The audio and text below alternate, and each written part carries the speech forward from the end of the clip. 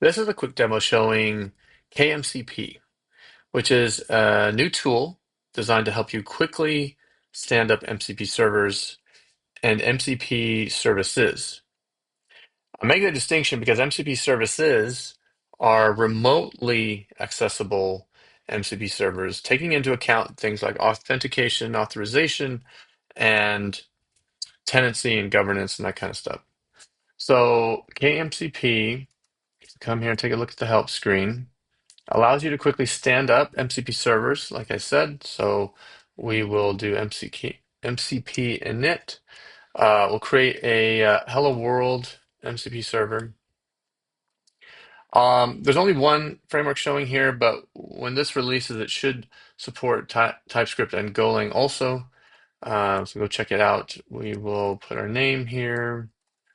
Um, and we will give, so now it'll give us our project. So if we go into the Hello World MCP project and then UV-sync, since this is a Python project, this will create our virtual environment here. And if we run it, we should see a standard in MCP server very quickly stood up here with Python. But let's go ahead and take a closer look at the project and what it has, what KMCP has put together for us here. If we take a quick look at the project, we see the structure, the project structure, including things like the tools, MCP tools that you can expose and fill in. These are stubs, and the core server is here. If we wanted to add a new tool, we could use the add tool command, KMCP add tool, and we'll add some tool called help tool. And if we take a look at our project here, we see this new help tool has been created. Now, KMCP can also help. So like I said, so far we have the standard in MCP server, but it can also help in deploying it, so building it as a container and deploying it into a Kubernetes environment and standing it up as a remote MCP server or an MCP service. So to do that, let's start off by building our project here. And while it builds, since it's a Python project, it might take a little bit, but while it builds, why don't we take a look at our Kubernetes cluster? We see we do have a couple of workloads running. No MCP servers yet, but we'll get there. We see the Docker image has been created. So if I do take a look at the latest images, we see just a few moments ago that this was created. So now what we want to do is deploy this into our Kubernetes cluster, MCP deploy.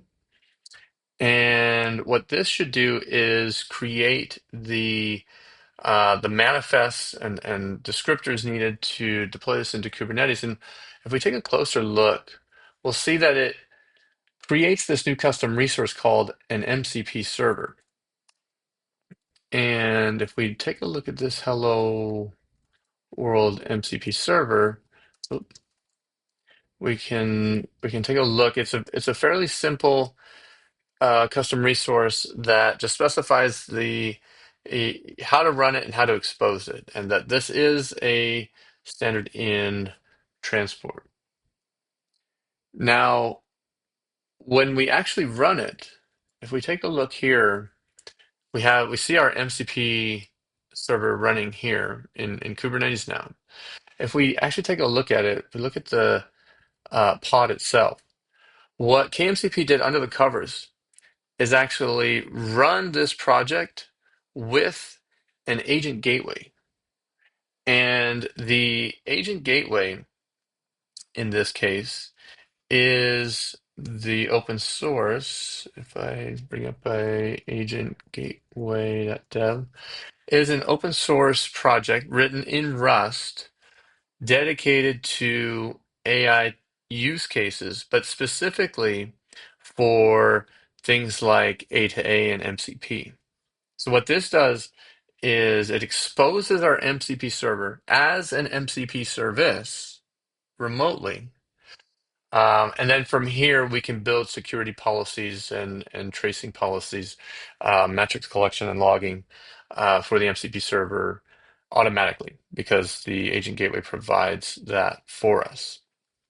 So if that's the case, then I should be able to connect. So I'll set up a port forward here to 3000 where the agent gateway exposes this on this port, this MCP service. I should be able to then come over here, the MCP inspector. We'll give that a second. That is from here. And we'll connect up to it as a streamable HTTP running on port 3000. That looks right. So if I click connect, we should see we could make a connection to the MCP service. If I look at the tools and list the tools, I can see the tools that were created and the tools that I added, and I can execute this as a remote call to the MCP server. So there's a lot more that we can do, including things like authentication authorization, like I mentioned. Stay tuned for future videos where I go into a little bit more detail about how this can be secured. Thanks.